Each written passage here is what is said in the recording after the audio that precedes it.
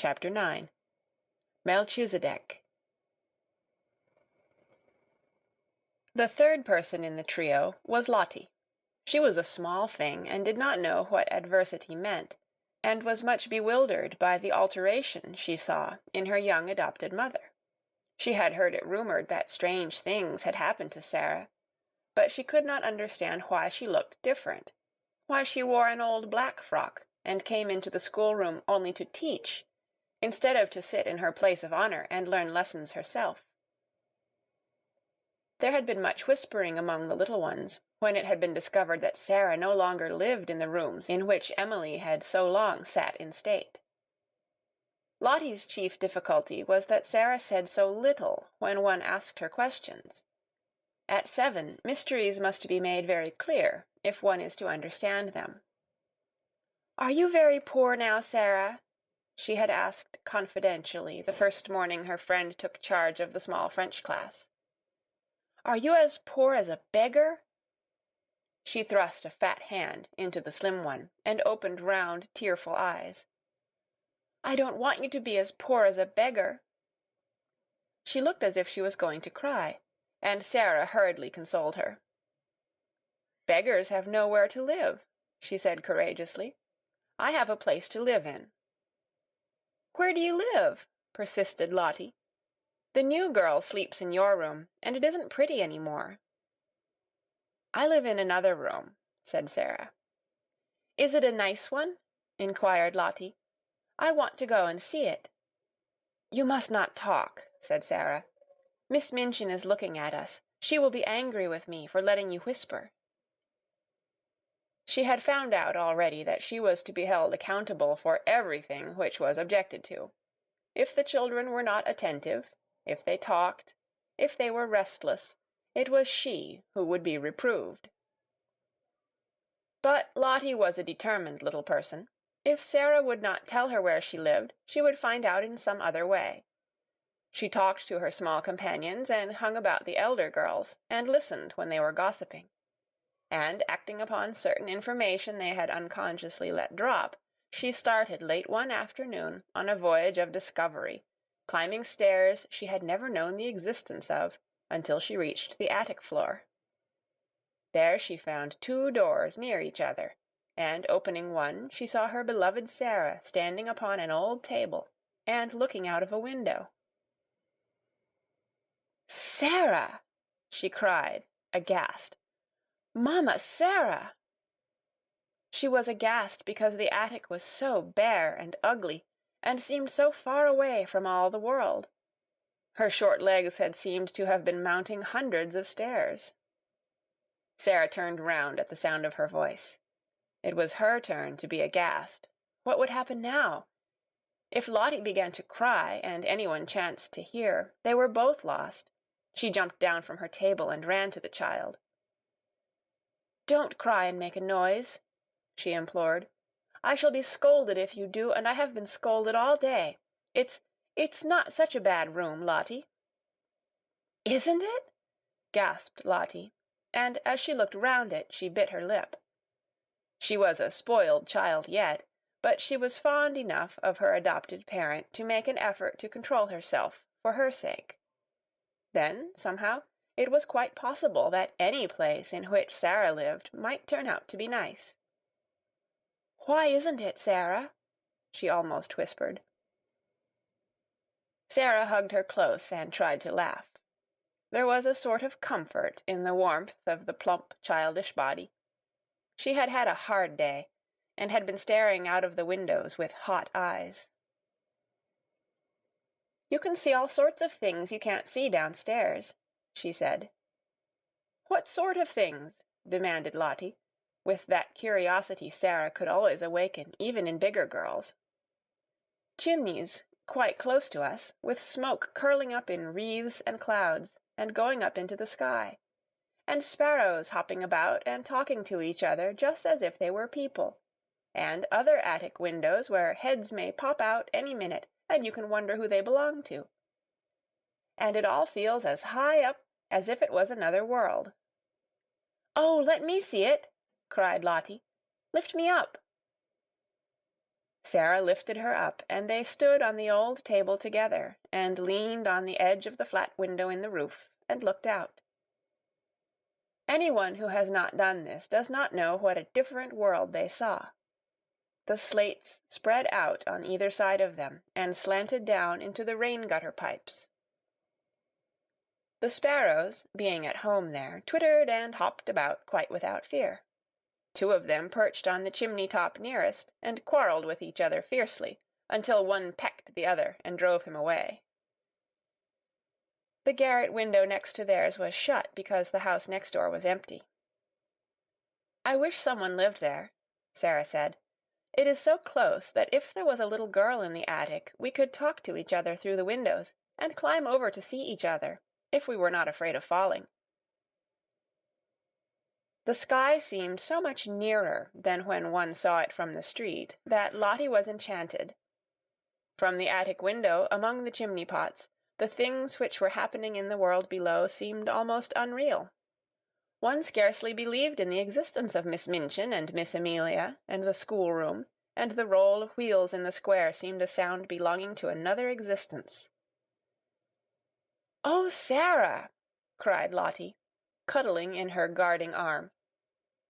"I like this attic. I like it. It's nicer than downstairs." "Look at that sparrow," whispered Sarah. "I wish I had some crumbs to throw to him." "I have some!" came in a little shriek from Lottie. "I have part of a bun in my pocket. I bought it with my penny yesterday, and I saved a bit."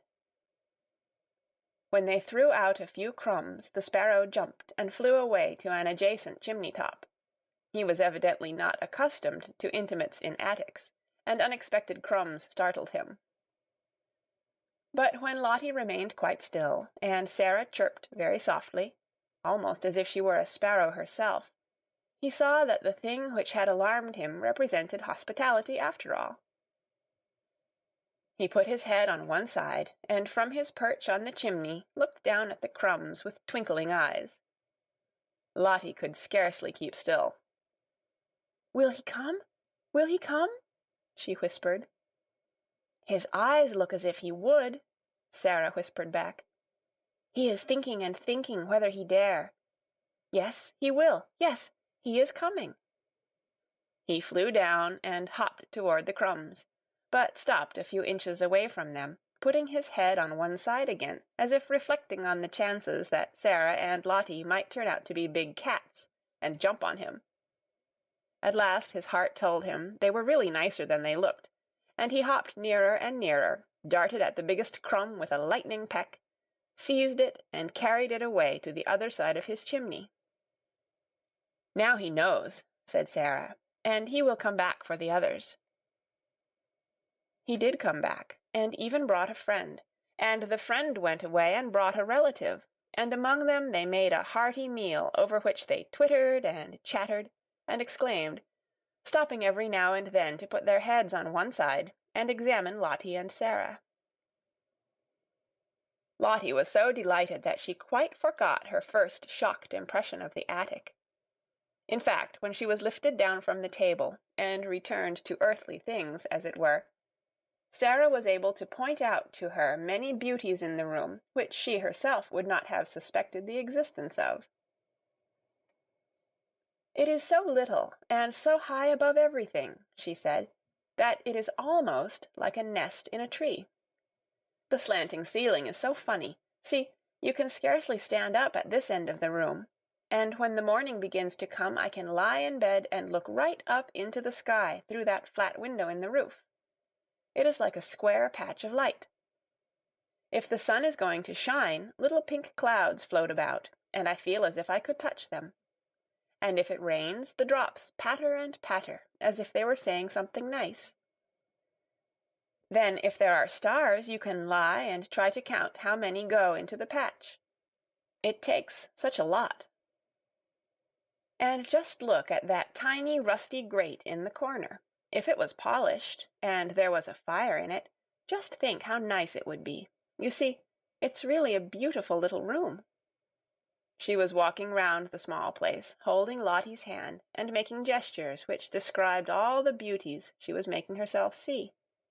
She quite made Lottie see them, too. Lottie could always believe in the things Sarah made pictures of. "You see," she said, "there could be a thick, soft blue Indian rug on the floor, and in that corner there could be a soft little sofa, with cushions to curl up on. And just over it could be a shelf full of books, so that one could reach them easily.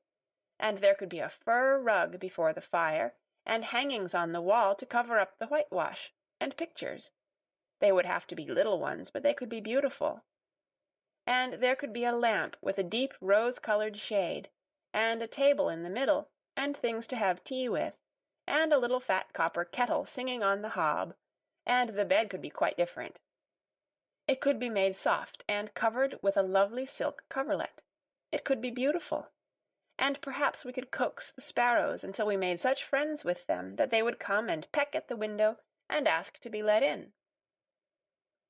"Oh, Sarah," cried Lottie, "I should like to live here."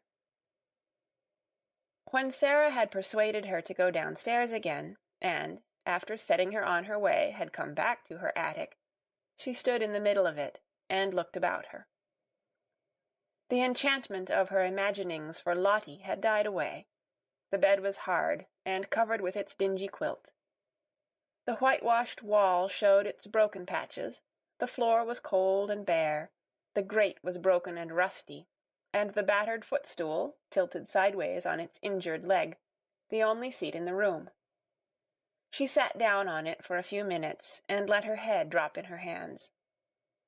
The mere fact that Lottie had come and gone away again made things seem a little worse, just as perhaps prisoners feel a little more desolate after visitors come and go, leaving them behind.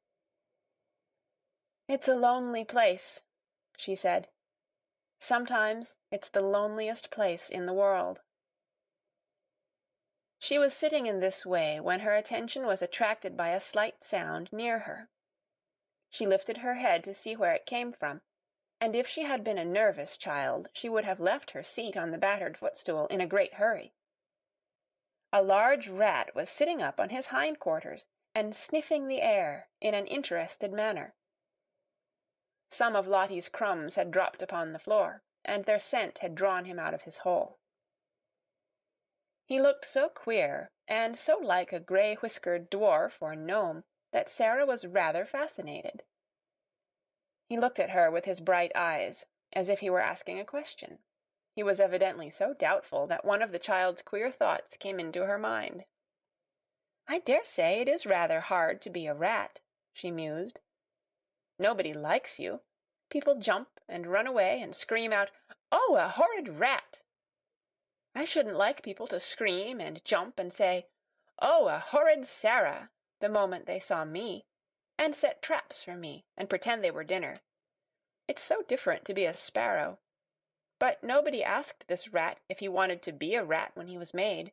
Nobody said, 'Wouldn't you rather be a sparrow?'" She had sat so quietly that the rat had begun to take courage. He was very much afraid of her, but perhaps he had a heart like the sparrow, and it told him that she was not a thing which pounced. He was very hungry. He had a wife and a large family in the wall, and they had had frightfully bad luck for several days. He had left the children crying bitterly, and felt he would risk a good deal for a few crumbs, so he cautiously dropped upon his feet. "Come on," said Sarah. "I'm not a trap. You can have them, poor thing. Prisoners in the Bastille used to make friends with rats. Suppose I make friends with you." How it is that animals understand things I do not know, but it is certain that they do understand. Perhaps there is a language which is not made of words, and everything in the world understands it. Perhaps there is a soul hidden in everything, and it can always speak, without even making a sound, to another soul. But whatsoever was the reason, the rat knew from that moment that he was safe, even though he was a rat. He knew that this young human being sitting on the red footstool would not jump up and terrify him with wild, sharp noises, or throw heavy objects at him which, if they did not fall and crush him, would send him limping in his scurry back to his hole. He was really a very nice rat, and did not mean the least harm. When he had stood on his hind legs and sniffed the air, with his bright eyes fixed on Sarah, he had hoped that she would understand this, and would not begin by hating him as an enemy.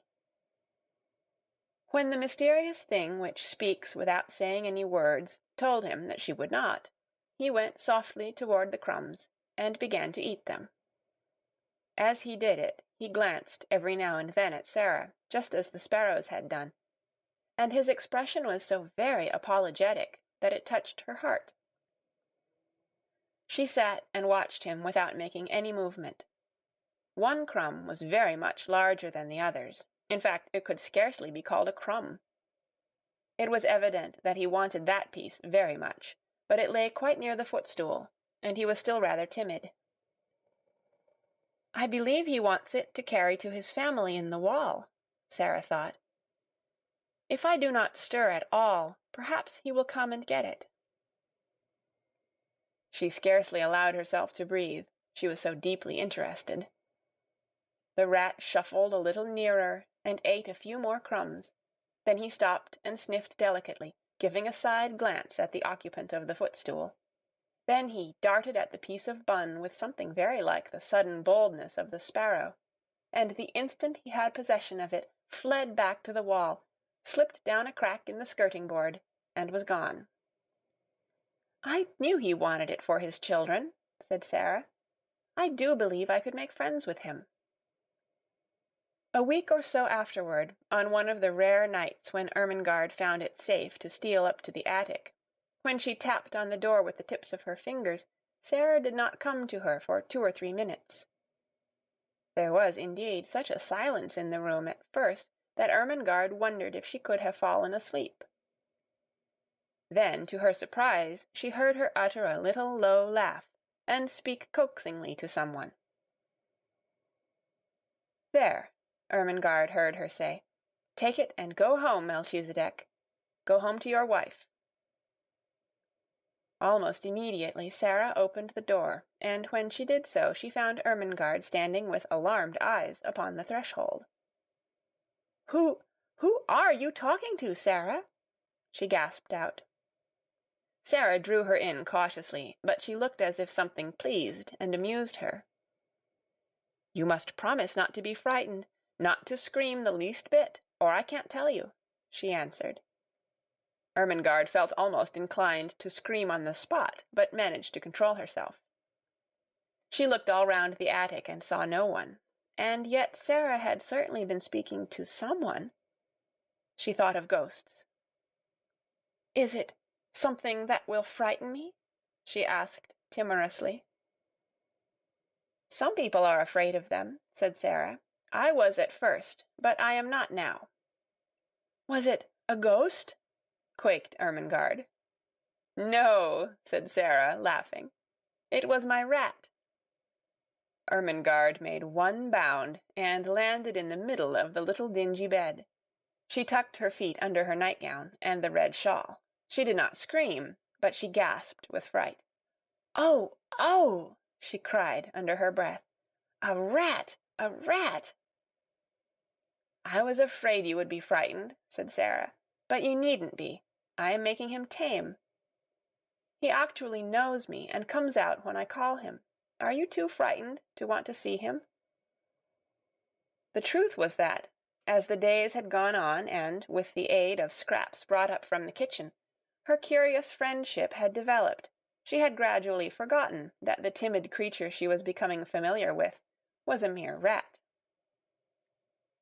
At first Ermengarde was too much alarmed to do anything but huddle in a heap upon the bed and tuck up her feet, but the sight of Sarah's composed little countenance and the story of Melchizedek's first appearance began at last to rouse her curiosity, and she leaned forward over the edge of the bed and watched Sarah go and kneel down by the hole in the skirting-board. He won't run out quickly and jump on the bed, will he?" she said. "No," answered Sarah. "He's as polite as we are. He is just like a person. Now watch." She began to make a low whistling sound, so low and coaxing that it could only have been heard in entire stillness. She did it several times, looking entirely absorbed in it. Ermengarde thought she looked as if she were working a spell, and at last, evidently in response to it, a grey-whiskered, bright-eyed head peeped out of the hole. Sarah had some crumbs in her hand. She dropped them, and Melchizedek came quietly forth and ate them. A piece of larger size than the rest he took and carried in the most business-like manner back to his home. "You see," said Sarah, "that is for his wife and children. He is very nice. He only eats the little bits. After he goes back, I can always hear his family squeaking for joy. There are 3 kinds of squeaks. One kind is the children's, and one is Mrs. Melchizedek, and one is Melchizedek's own." Ermengarde began to laugh. "Oh, Sarah," she said, "you are queer, but you are nice." "I know I'm queer," admitted Sarah cheerfully, "and I try to be nice." She rubbed her forehead with her little brown paw, and a puzzled, tender look came into her face. "Papa always laughed at me," she said, "but I liked it. He thought I was queer, but he liked me to make up things. I can't help making up things. If I didn't, I don't believe I could live." She paused and glanced around the attic. "I'm sure I couldn't live here," she added in a low voice. Ermengarde was interested, as she always was. "When you talk about things," she said, "they seem as if they grow real. You talk about Melchizedek as if he was a person." "He is a person," said Sarah. "He gets hungry and frightened, just as we do, and he is married and has children. How do we know he doesn't think things, just as we do? His eyes look as if he was a person. That was why I gave him a name." She sat down on the floor in her favorite attitude, holding her knees. "Besides," she said, "he is a Bastille rat, sent to be my friend. I can always get a bit of bread the cook has thrown away, and it is quite enough to support him." "Is it the Bastille yet?" asked Ermengarde eagerly. "Do you always pretend it is the Bastille?" "Nearly always," answered Sarah. "Sometimes I try to pretend it is another kind of place, but the Bastille is generally easiest, particularly when it is cold." Just at that moment Ermengarde almost jumped off the bed. She was so startled by a sound she heard. It was like 2 distinct knocks on the wall. "What is that?" she exclaimed. Sarah got up from the floor and answered quite dramatically. "It is the prisoner in the next cell." "Becky!" cried Ermengarde, enraptured. "Yes," said Sarah. "Listen. The 2 knocks meant, 'Prisoner, are you there?'" She knocked 3 times on the wall herself, as if in answer. "That means, 'Yes, I am here, and all is well.'" 4 knocks came from Becky's side of the wall. "That means," explained Sarah, "'Then, fellow sufferer, we will sleep in peace. Good night.'" Ermengarde quite beamed with delight. "Oh, Sarah," she whispered joyfully, "it is like a story." "It is a story," said Sarah. "Everything's a story. You are a story. I am a story. Miss Minchin is a story." And she sat down again and talked until Ermengarde forgot that she was a sort of escaped prisoner herself, and had to be reminded by Sarah that she could not remain in the Bastille all night, but must steal noiselessly downstairs again and creep back into her deserted bed.